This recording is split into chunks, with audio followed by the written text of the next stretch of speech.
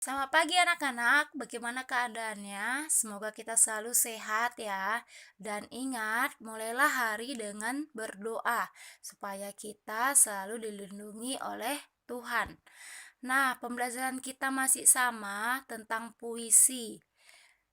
Tujuan pembelajaran kita hari ini adalah siswa mampu menyajikan gagasan, perasaan, pendapat dalam bentuk teks puisi secara tulis maupun lisan dengan memperhatikan unsur-unsur pembangun puisi. Ingat, pada pembelajaran sebelumnya kita telah memperhatikan unsur-unsur pembangun puisi. Ada yang masih ingat ada berapa? Iya, ada dua, yaitu unsur fisik puisi dan unsur batin puisi. Nah, anak-anak coba lihat sebentar supaya anak-anak bisa mengingat pembelajaran sebelumnya. Oke.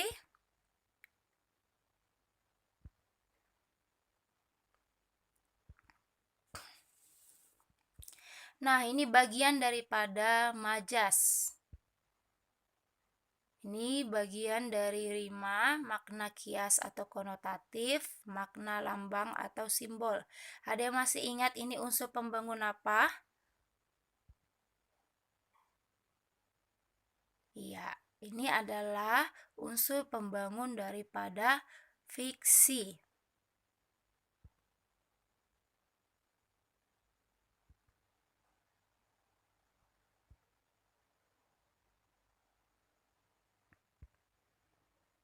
Nah, kalau yang ini ada yang ingat ini unsur pembangun puisi bagian apa?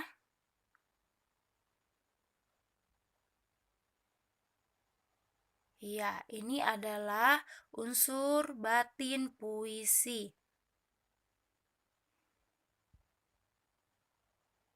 Nah, ini pembelajaran kita sebelumnya juga mengenai langkah-langkah menyimpulkan unsur-unsur pembangun dan makna puisi. Ada yang masih ingat ada berapa? Yang pertama, pahami makna konotatif dan denotatif dari kata-kata atau gabungan kata pada puisi. Yang kedua, temukan simbol-simbol pada puisi, kemudian hubungkan dengan kehidupan nyata. Yang ketiga, resapilah bunyi-bunyi yang ditimbulkan dari kata-kata yang diucapkan dan temukan maknanya. Yang keempat, temukan kata-kata imaji sehingga kamu dapat melihat, mendengar, mencium, dan merasa sebagaimana yang dirasakan oleh penyair. Jadi ada berapa anak-anak langkah-langkah menyimpulkan makna puisi? Iya, ada 4. Nah, hari ini kita mempelajari mengenai langkah-langkah menyusun teks puisi dan hal-hal yang harus diperhatikan dalam membaca puisi sehingga kita dapat menyajikan teks puisi itu dalam bentuk lisan maupun tulisan. Oke, kita akan memperhatikannya di bagian langkah-langkah menyusun teks puisi. Lihat, ada 4. Yang pertama adalah menentukan tema. Ada yang masih ingat tadi? Tema itu apa? Iya, tema adalah pokok persoalan yang ingin diungkapkan oleh penyair. Contoh tema itu apa anak-anak? Iya, bisa tema puisi itu mengenai ketuhanan, bisa mengenai lingkungan hidup, bisa mengenai percintaan, perjuangan, sosial budaya, pendidikan, dan lain-lainnya. Banyak sekali tema puisi yang pernah kita baca ataupun yang pernah kita tulis. Nah, yang kedua yaitu menentukan diksi. Ada yang masih ingat apa itu diksi? Iya, diksi adalah pilihan kata yang tepat yang digunakan dalam puisi. Oke, kalau kita mau membuat puisi mengenai pahlawan yang gugur di medan perang, itu adalah pilihan kata yang tepat. Jadi, kalau kita menggunakan pahlawan yang mati di medan perang, itu adalah pilihan kata yang tidak tepat. Karena pahlawan itu menggunakan kata gugur. Oke. Yang ketiga, memperhatikan majas yang digunakan. Ada yang masih ingat apa itu majas? Iya, majas adalah gaya bahasa yang digunakan penyair untuk mengungkapkan suatu makna secara tidak langsung. Bisa merupakan perumpamaan gitu dia. Ada yang masih ingat jenis majasnya yang tadi? Ya, ada personifikasi, membandingkan benda mati seakan-akan benda hidup, ya kan? Hiperbola, membesar-besarkan suatu masalah, seperti itu dia. Yang keempat, menentukan makna yang terkandung dalam puisi tersebut. Berhubungan dengan makna berarti apa itu anak-anak? Amanat. Ya, amanat apa yang disampaikan dalam puisi itu? Apa maknanya? Seperti itu dia. Nah, selanjutnya kita memperhatikan hal-hal yang harus diperhatikan dalam membaca puisi. Lihat, ada 4. Yang pertama adalah teknik pelafalan atau pengucapan bunyi bahasa. Ada yang masih ingat apa itu pengucapan bunyi bahasa?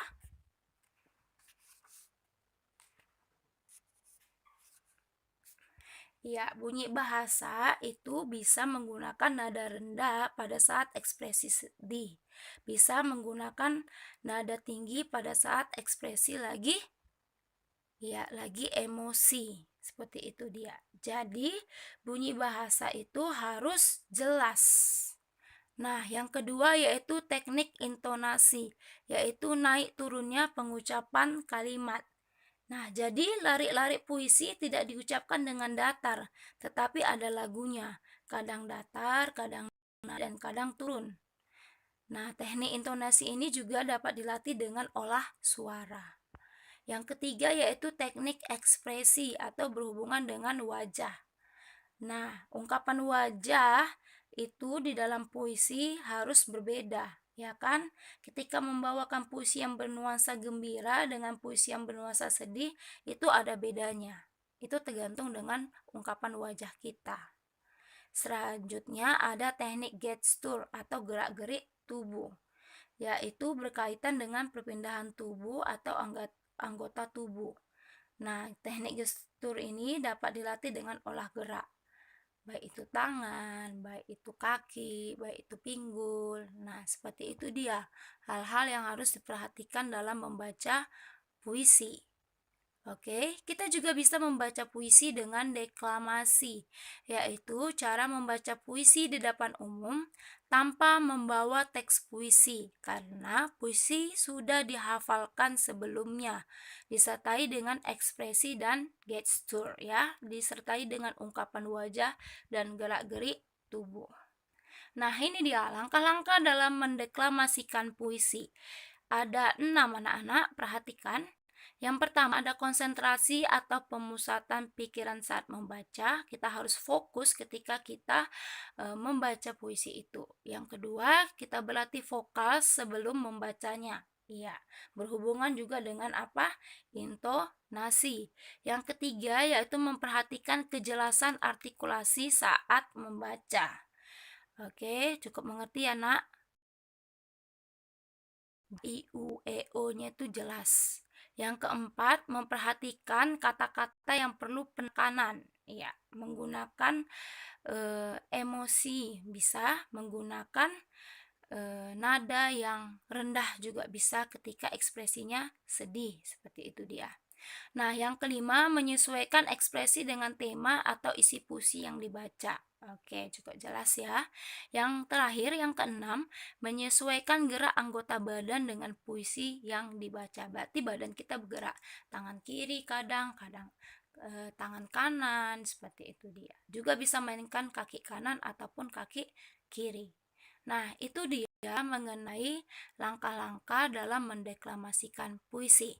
Selanjutnya anak-anak, kalian akan mengerjakan tugas untuk bagian menyajikan teks puisi. Lihat di Google Classroom. Perhatikan langkah-langkahnya dan kerjakan di buku latihan, lalu fotokan dan kirim ke Google Classroom. Oke, selamat pagi anak-anak. Semoga Tuhan selalu memberkati kita semua.